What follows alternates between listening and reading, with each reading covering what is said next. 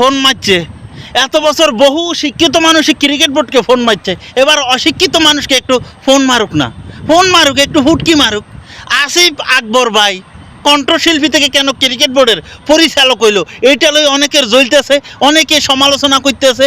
সে cricket বুঝে না, সে গায়ক, সে কেন ক্রিকেট বোর্ডের পরিচালক হইলো? হ্যাঁ, তাকে তো এখানে মানায় না। এতদিন তো বহু শিক্ষিত মানানসই ব্যক্তিরা ক্রিকেটে ছিল, যুগ যুগ।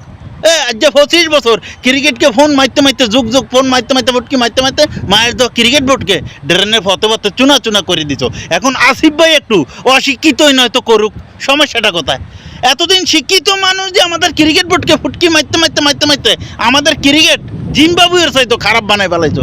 এখন আসিফ ভাই একটু ফুটকি মারি কানাডার চাইতেও খারাপ করুক, কানাডার চাইতেও খারাপ করুক, সমস্যা কোথায়? এত জলে কেন?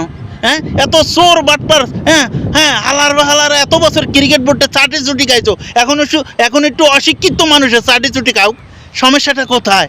হ্যাঁ, আসিফ ভাই গায়ক, এই জন্য সে ক্রিকেট বোর্ড পরিচালক হইতে পারবো না। কোনো সংবিধানে লেখা আছে এরা হালার গেরে হালারা, এরা হালার গেরে হালারা, তোরা চাটি চুটি চামচা অকল খাইছোস, আর এখন হ্যাঁ অশিক্ষিত মানুষে খাক না একটু, সমস্যাটা কোথায়?